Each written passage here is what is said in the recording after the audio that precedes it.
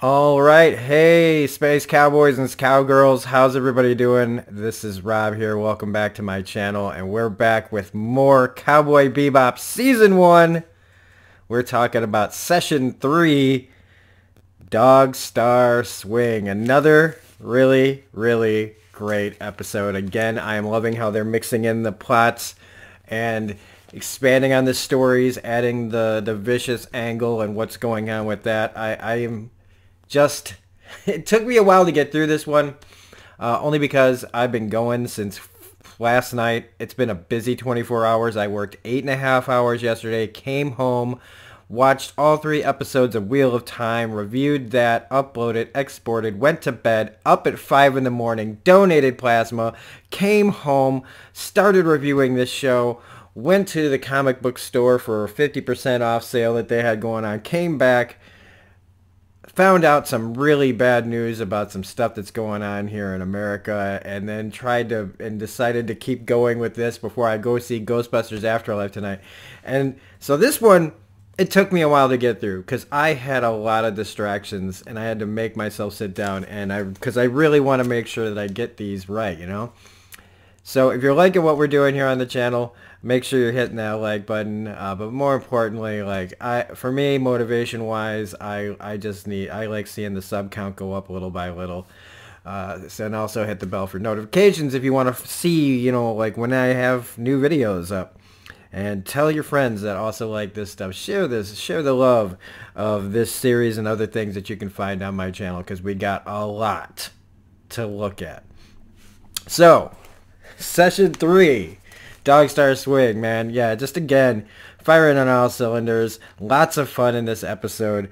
The search for a doll and a bounty and a corgi, and finding out, like lots of times with these characters, they're... one of the best things about this show that I always love is that they're always struggling. They get the lead on something, trying to just eke by, get their payday, and everything always ends up, going sideways. Sometimes because of them, a lot of times because of themselves. A lot of times, they show the honor that they have. Whoops, I don't know what's going on here. Okay, I guess Netflix turns off on you if you leave it on pause for too long. That they're always scraping by, that they're always barely able to afford, gas and food and everything else. And I love this. And this is a classic version of that. We've already seen it multiple times now, whether it was them starting out to go after the Red Eye contract and ending up, trying to help them and ending up with nothing. And here we are just trying to find a doll for, Jet's just trying to find a doll for his daughter. They're trying to get paid, man. They're just trying to make some scratch, and how the world just gets in the way of that. Their consciences get in the way of that. Their honor gets in the way of that. And as they may, Spike may talk a good game about, have an active knowledge of the brothel situation. He's still a pretty decent guy at heart, I think, but he's got a pretty dark past. And a lot of that is coming up more and more in each episode. And before I get started, right, episode 2, the first thing I wrote down was, in my notes, big shot bounty hunters. So what's the first thing I forgot to talk about? Big shot bounty hunters, one of the funniest running gags that they had in the anime series of the commercial where people advertise bounties. You got the 2 characters up there. They were really great. And what I loved about this commercial that they aired in that last episode was them. They're always like really smiley, and they never really, it's all just done and over in a fun commercial. And this, it's like they go after each other. You're like stepping on each other's lines and stuff like that. I thought it was really funny. Great callback from a great running gag on the series, the big shot bounty hunters. I hope we see more and more of them over the course of this series, because it was always fun to see on the show originally. So, Dog Star Swing. So let's talk about the B story just really quickly here, where Vicious is reeling from the punishment that the elders gave him. He is being forced to temporarily, cease and desist on his Red Eye manufacturing and selling. which just means like this Vicious seems like the guy who's just biding his time before he takes over the whole thing. You know, he's vicious, and he proves it in that scene where you see his workers there all naked with their eyes sewn shut. They can't see or, you know, anything, and he yet, instead of, as he jokingly says, oh, we'll put him up in a hotel until, you know, we can start working again. But he's not serious. He kills them all. And, man, you know, you got to think, though, man, did you have to...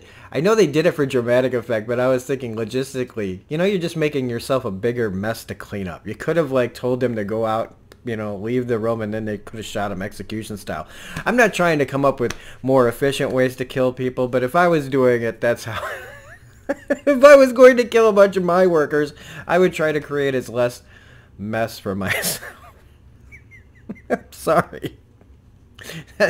That does not... I mean, what does that say about me? No, it says if I was going to be bad, and really bad, I'd at least be efficient at it. So, anyway... we have that, but we also have Julia. Julia, who's now, after he pulled the trigger on her, seeks out Anna, who is telling her what she needs to hear. But I think a lot of people that are in Anna's situation, right, that she loves this man who treats her awful and is willing to kill her, and I think a lot of people in bad relationships, you know, they go to their friends, they ask for advice, you give them the advice, and then they don't take it until something really, really bad happens. And Anna tells her, exactly, straight to her face, it's only going to get worse. You are probably going to die if you stick with this guy. You came to me for a reason, so, you know, you can get out. You have to get out. I don't feel very hopeful for for Julia's chances. I feel like this is definitely setting up a tragic character of she picked the wrong guy and now she's stuck with him and afraid to leave, and probably, you know, very film noir style. I feel like she's not getting out of there. Now we'll swing back around to the end of this because Spike has his own message that he sends Vicious, and I like it quite a bit. So, also, if anybody remembers Nip Tuck, I swear, I couldn't find it. There's nothing listed in the IMDb under either of these credits. This actress doesn't show up in the IMDb credits for this show, and in her own IMDb page, she doesn't show up that she was in this show. But when they go looking for Hakeem, their bounty, so that they can buy a Walking Sally doll, which is basically just a repurposed Cabbage Patch Kid. That poor doll. His search for that doll, man, really goes all over the place. They need the help of a person named Woodcock, who has ways of finding things. And I swear this is the same actress who plays Mrs. Grubman on Nip Tuck, the actress who plays Woodcock. I swear, there's somebody very, very close looking to that actress. And that actress' name, I believe, is Ruth Williamson. But either way, as soon as I saw her, I was like, Mrs. Grubman is in space? They find out that all the victims of Hakeem, he's killed 12 people, are all Earthers. He's got a real axe to grind with them. And when we find out later as we go on is his family was all killed by these people that, like, when it was time to escape where they needed to leave, they put their pets in the escape pods before the people that needed to leave, and Hakeem's whole family died of it. A whole lot of people died because the rich people put their dogs above human life. And so he's been kidnapping their dogs and going to kill the dogs to make these rich people pay, because a lot of people think of their dogs as their children. And there is this pretty close scene of Hakeem putting all the dogs out and holding a shotgun up to them. And I was like, oh, again, I have a hard time predicting what this show is going to do, but I had a hard time believing that they were going to let somebody shoot a bunch of dogs. And thankfully, I was right, because Hakeem can't go through with it. But before we get to all that, there's so many weird things going on in this. Like, we have the reveal, people use disruptors at brothels to change their face so that if you're ugly, you can still make money as a prostitute because you can just look like any way that the client wants. And they show that off quite a few times throughout the episode. Spike looking at one in particular who's like a very much more older woman who's pretending to be a much younger woman, saying that John is about to have a really big surprise in his life. And I thought that the way that all goes down is really funny. His extensive knowledge of brothels is also really funny. But he goes after Hakeem here in the bar, and he tries to tell him, look, we can either do this the hard way or the fun way. And apparently Hakeem chooses the fun way. And the line that he says when he gets up to the roof, I tried being reasonable, but I don't like it. There's just so many great one-liners. Again, I gotta give it up to the writers on this show. There's a lot of really clever dialogue and banter that just really hits me right where I live. Another thing is about this particular episode, and especially the scene where they fight on the rooftop. I love how they use, and this isn't, exclusive to this show, but for this show, I love how they use the locations to be a part of the action sequences. Just like in the last episode with the bathroom scene, how they use the area around that. Same with like the construction stuff, the stuff that's up on the roof they use to fight each other. I really like that. And again, with the music and the timing of the music, again, all these fight scenes are really well choreographed, really well paced, and the music is really good. And they even like put a stamp on it when like they're fighting, and then Hakeem jumps down and takes a stance, and Spike just stops for a second and goes, nice. Like he's appreciating the other guy's fighting style, even though they're fighting pretty hard at each other.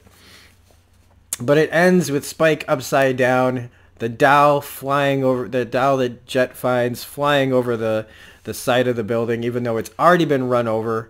Now it falls into a puddle off of a roof.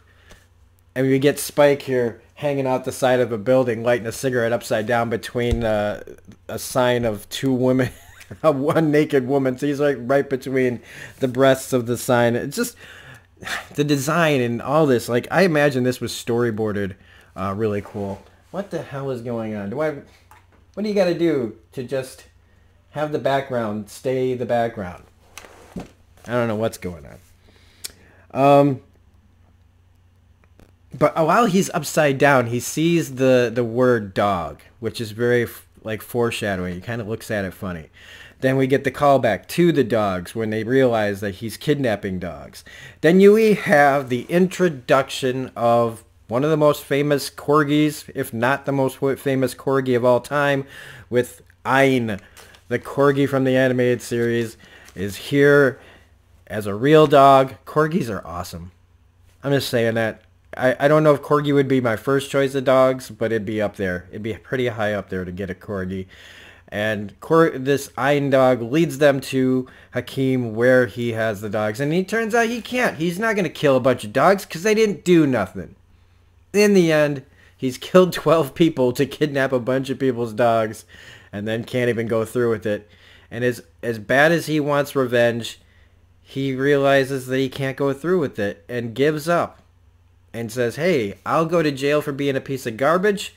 You guys get some money. And he immediately is shot in the head by the police, who don't want to pay the bounty that they were about to collect. So they end up right back at square one. And even though Jet gets the great idea that if he can't get a walking Sally, he can at least bring his daughter a corgi. And that doesn't even work out. His ex-wife just says she can't even have the dog. But if you know the show, you know that the corgi is integral to the plot of the rest of the series. So she was never going to be able to keep that dog anyway. I'm glad that it's with our group on the Bebop. But we also have the end of this episode being Spike sending Vicious his own message. You know, to clear the air and make sure that Vicious knows, yeah, you don't just kind of think it's me. I'm about to tell you that it's me. But I'm also going to give you a warning, which is to back off now or I will kill you. And he just snipes him. Like, I love this sequence. Just having this back and forth where he doesn't realize that he's like right in the sights of this guy. He can kill him at any time he wants. He could have killed him right here. So why doesn't he kill him? Probably because Vicious just happens to be his brother. Or what kind of brother that means. Maybe it's not actually, you know, for those of you who don't know the show, like, does it mean that they're actually brothers? Or do they mean, like, you're like a brother to me? Or were they brothers in some kind of program? So, but it doesn't stop him from shooting the bulletproof glass that doesn't quite stop the bullet. And it hits him right in the face with the fragment of the bullet. And that is how we end Dog Star Swing. So again, just more great fun. I really needed this today, everybody, and I'm happy to say that this show is living up to my less than, like, I didn't have a lot of expectations going into this show. But now that I'm here and in it, I can't wait to watch this show for at least a couple of more years. Hopefully we can keep this going for a little while, right? It's got to give us at least 3 full seasons of this show. Give us 30 episodes. Or just, hey, match the 26. Match the 26 episodes from the original series, and I'm good. Hey, and then you can give us the Cowboy Bebop live-action movie to make it all complete. So, that's session 3. So if you like this review, please hit the like button, comment, share, subscribe, and the bell for all notifications. Otherwise, we'll be back with session 4 sooner rather than later. And then we have Ghostbusters Afterlife coming tonight, probably maybe in the morning. It depends on how late I can stay up to make that video. So look for that at least to be up by tomorrow morning. Have a good one, everybody. Thanks for watching, and I'll see you on the next one.